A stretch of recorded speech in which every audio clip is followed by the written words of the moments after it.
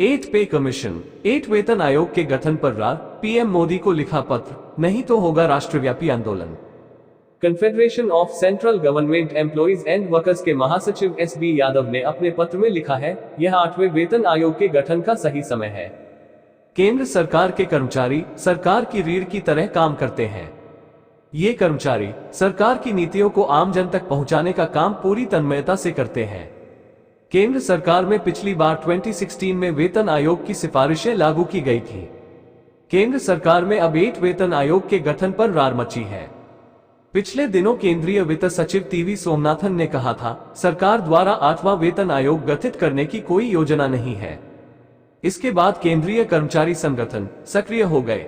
पहले तो अखिल भारतीय राज्य सरकारी कर्मचारी महासंघ के राष्ट्रीय अध्यक्ष सुभाष लांबा ने कहा, केंद्र सरकार द्वारा 8वां वेतन आयोग गठित न करने का फैसला अत्यंत दुर्भाग्यपूर्ण है।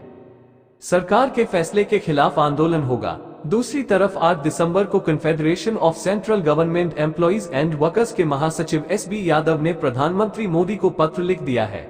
इसमें उन्होंने आग्रह किया है कि मौजूदा परिस्थितियों में बिना किसी विलंब के 8वें वेतन आयोग का गठन किया जाए।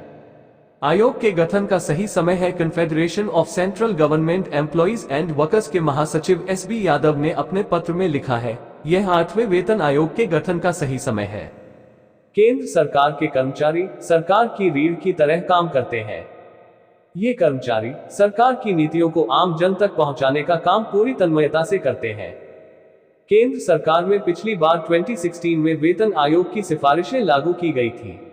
इसके बाद देश में कोविड संक्रमण हुआ। आवश्यक वस्तुओं की कीमतों को भारी इजाफा देखा गया। प्रोडक्शन इंडस्ट्री, निर्माण और स्वास्थ्य सेक्टर में भी तेजी देखने को मिली। ब्याज की ऊंची दरें भी सरकारी कर्मियों के लिए मुसीबत का सबब बनी। महंगाई दर भी औसतन 4 से 7% के बीच रही है। 10 साल की अवधि पर वेतन आयोग का गठन यादव ने अपने पत्र में 5वें और 6वें वेतन आयोग की सिफारिशों का भी जिक्र किया है। 10 साल की अवधि पर वेतन आयोग का गठन होना चाहिए। साथ ही डीएडीआर की दर अगर 50% के पार हो जाती है तो वेतन भत्तों में बदलाव होता है। इससे पहले गठित हुए वेतन आयोगों ने अपनी रिपोर्ट प्रस्तुत करने में करीब 2 वर्ष का समय लिया है। इसके बाद सरकार भी रिपोर्ट को लागू करने में 6 माह का समय ले लेती है। Confederation of central government employees and workers के महासचिव एसबी यादव ने प्रधानमंत्री मोदी से आग्रह किया है कि मौजूदा परिस्थितियों में बिना किसी विलंब के 8वें वेतन आयोग का गठन किया जाए। उन्होंने अपने पत्र में 6वें वेतन आयोग के पैरा 1.1.4 का हवाला भी दिया है। राष्ट्रव्यापी आंदोलन का ऐलान किया। 7वें वेतन आयोग का गठन 2013 में हुआ था। केंद्रीय कर्मचारियों, सशस्त्र बलों के कर्मचारियों और राज्य कर्मियों पर 8वें वेतन आयोग की सिफारिशों को जनवरी 2026 से लागू किया जाना प्रस्तावित है। ऐसे में 8वें वेतन आयोग का गठन किया जाना जरूरी है। अखिल भारतीय राज्य सरकारी कर्मचारी महासंघ के राष्ट्रीय अध्यक्ष सुभाष लांबा ने कहा है, केंद्र सरकार द्वारा 8वां वेतन आयोग गठित न करने का फैसला अत्यंत दुर्भाग्यपूर्ण है।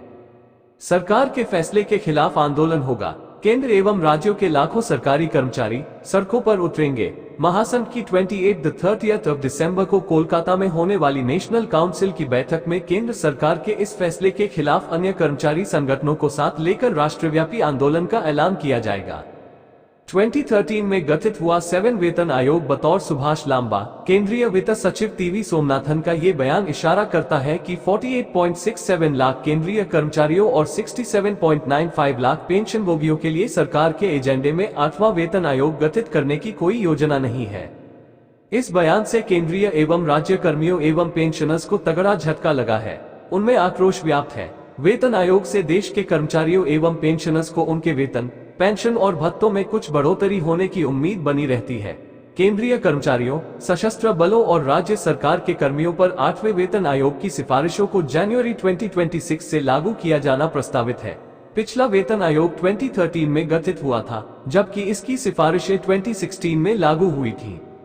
नेशनल काउंसिल की बैठक में 600 डेलीगेट्स अखिल भारतीय राज्य सरकारी कर्मचारी महासंघ की 28 दिसंबर को कोलकाता में होने वाली नेशनल काउंसिल की बैठक में केंद्र सरकार के इस फैसले के खिलाफ अन्य कर्मचारी संगठनों को साथ लेकर राष्ट्रव्यापी आंदोलन का ऐलान होगा।